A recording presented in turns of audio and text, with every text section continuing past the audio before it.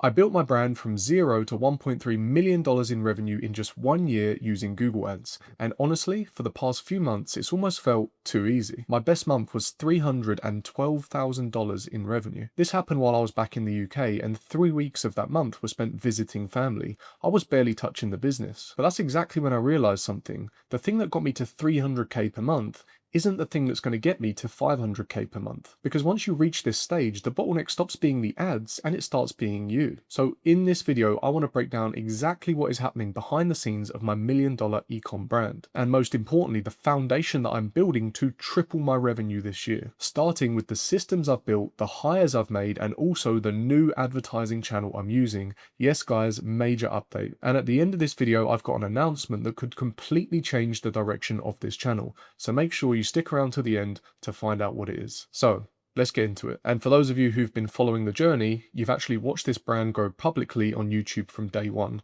I did a 0 to 10K challenge in 32 days. And as you can see, the best month to date was December, where I did $312,000 in revenue. Now, this was whilst I was visiting family in the UK for 3 weeks. I barely opened my laptop for more than an hour or two just to tweak the campaigns. Truth be told, I basically did this on autopilot. Now, you may be looking at this chart and thinking, okay, so May all the way through to December, you were scaling, okay? The chart looks linear. It's going up month on month. Now, you're probably looking at this revenue here in Q1 of 2026 and thinking, you know, what's happened? Why are you not making progress? And the thing is, most people think that scaling looks like this. They think it's linear, okay? They think it just goes straight up all the time. More revenue, more profit every single month. And that was true from May 2025 all the way through to December 2025. We had 8 months of consistent revenue and profit growth month over month. But the truth is that's not sustainable. You'll get to a point where business has to go horizontal and sideways for a little bit before it can then begin to go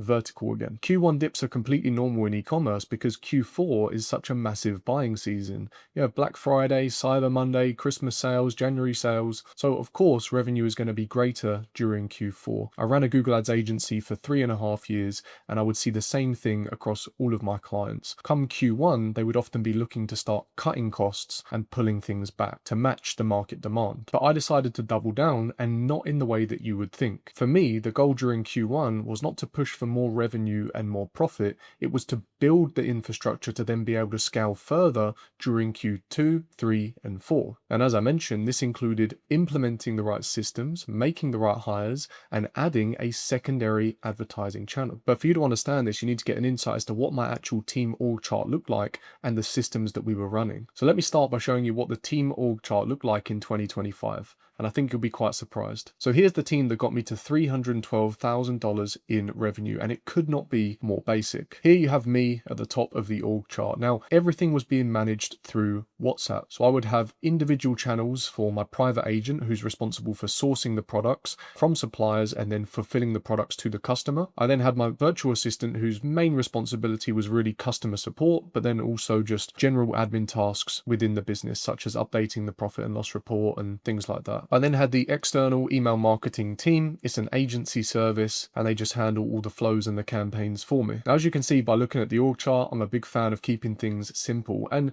that will get you so far, okay? It got me to over $300,000 a month in revenue. So as you can see by looking at the org chart, everything flowed through me. Every decision, every question, every problem, and that's fine if you want to get to 100K a month, or even in my case, you know, 300K a month, but it becomes a serious bottleneck when you're actually trying to build a real company. And I realized pretty quickly, if I truly want to take this brand to the next level, which I do, then something needs to change. I need better systems and more team members that I can actually depend on. So over the past few months, I've been rebuilding the business properly. And here's what it looks like now. So let me break down the hires I've made and why. So the first thing I did was hired an executive assistant. As some of you guys may know, not only do I run this e-commerce brand, I also have a coaching program and a podcast. So as you can imagine, there are a lot of moving pieces within my businesses, and with that can come a lot of decision making and a lot of admin. Ultimately, they're just things that take up a lot of time and I shouldn't really be doing as the business owner. But to relate it specifically back to e-commerce, we've got my virtual assistant down here who's dealing with all of the customer support and inquiries. Now, 90% of the time she's okay, she can do it,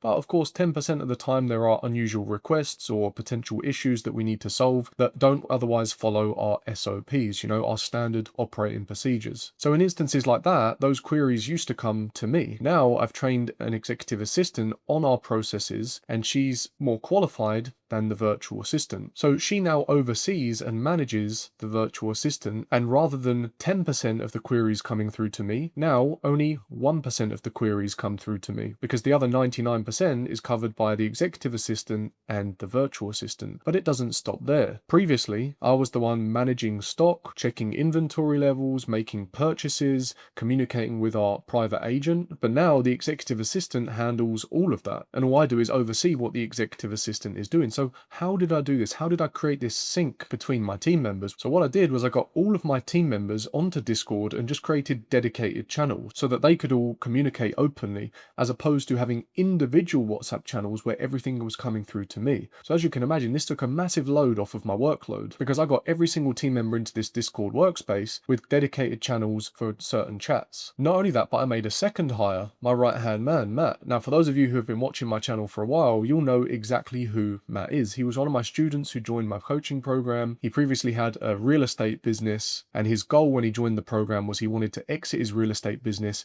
and have more freedom. And in 6 months, he had sold all of his real estate in Norway. He had moved to Bali. He'd built his own successful e-commerce brand. He then joined my team as an assistant coach inside of my coaching program, and he also works closely with me on my own e-commerce brand as well, which is why he now forms part of the org chart. He helps with many things, but to name a few, he oversees the Shopify store. He makes recommendations for conversion rate optimization and split tests that we should set up. He's helping with product sourcing. He's considering upsell and cross-sell opportunities. He's using AI to create killer images and videos that we're using on the website and also in ads. And that's just to name a few things, but essentially anything that's going to truly move the needle on the business, that's what he's working on. Now, another important thing to mention is we've completely removed WhatsApp, okay, which is what was being used for task management. We were using WhatsApp and Google Sheets. And instead, I decided to integrate everything into ClickUp, which is essentially a task management software. So inside of ClickUp, each of my responsible team members have their own daily, weekly, and monthly tasks, and you can set up recurring tasks in there as well. Beneath any task will be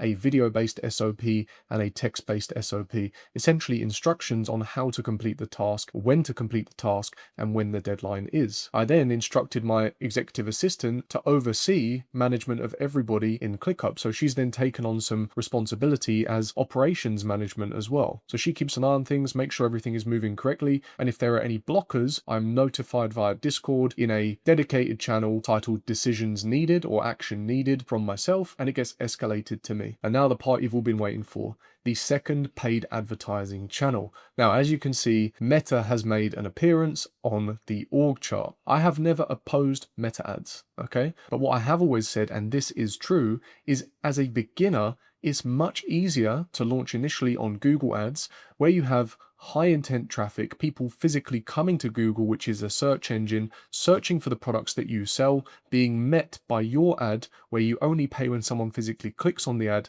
to generate the sale. Now, those that are familiar with me and the channel may be thinking, hang on a minute, the Google guy is now running Meta ads. And yes, I am, okay? I'm not opposed to Meta ads, and actually it's a great channel to add on demand creation and start working your way up the funnel. But I'm a huge advocate of building from the bottom up and making sure you have a secure foundation. I focused on the bottom of the funnel, built a strong foundation with the Google ads, built consistency and profit, and that was enough to get me to over $300,000 a month in revenue. Now, as you can see, based on the org chart, still simple. I'm still keeping it lean. I'm not over hiring or hiring unnecessarily, but you would not believe how much more mental capacity I now have available to actually focus on the tasks that move the needle. And I actually want to show you a visual representation to really drive this home. This was me before, okay? And this is probably a lot of you too. Each time you start your day, you should think of your brain like a battery, right? Same way you plug your phone in to charge overnight. When you wake up, it's fully charged, you got 100%. Well, your brain is the same,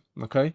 So this was me before starting my day. I would wake up with God knows how many emails to respond to. I would look at my phone and there's just an endless scroll of DMs on Instagram, on Twitter, of people reaching out to me that I need to reply to. I've got messages from team members of things that have been escalated for my approval, problems that have come up, things that they need help with. with. Maybe there's a customer complaint that the virtual assistant hasn't been able to deal with that has been escalated to me that I need to check out. And this is just a small segment of the business related stuff. Maybe there's an issue in the ad account. Maybe the ad performance has slowed down overnight. There are so many different variables that go into the day-to-day running of a business. And that's before you take into consideration the general day-to-day things, right? Such as deciding on what clothes you're going to wear today, deciding on what you're going to have for lunch. Maybe you're going to make it at home. Maybe that takes 10, 15, 20 minutes to prepare, cook and eat. Thinking about whether or not you're going to the gym, and if you are going to the gym, what you're going to train or who you're training with. Maybe you've got friends or family members you've arranged to meet and catch up with. Now these things may seem small in comparison, but every single one of these things takes away a piece of that battery. And what happens for most people is by the time you get to the most important thing, right, the high ROI activities, the things that are actually going to make you more money and more revenue, your battery's already down here. You're already running on empty and need to recharge again. And the high ROI and business growth activities have been pushed to the bottom. So yes, when you saw my revenue screenshot earlier in Shopify and the Q1 revenue looked flat, that doesn't mean that the business hasn't grown. It's grown in many ways. And now I'm rebuilding it properly so I can actually scale. Because the truth is, the systems that get you from 0 to 10K per month are not the same systems that will get you to 100K per month. And the systems that get you to 100K per month are not the ones that will get you to 500K per month. So here's the announcement. I'm thinking about publicly documenting the next phase of this brand build. We can call it the 100 to 500K per month challenge. I want to open up the hood and show what's going on behind the scenes inside of my brand on the day-to-day. This would mean a new video every single week showing you what I've been doing, the new tests I'm implementing, the progress that I'm making, what's working, what's not, and giving you live updates in real time. Because honestly, I think that this is the stage that nobody talks about on YouTube. Everyone tells you how to get started,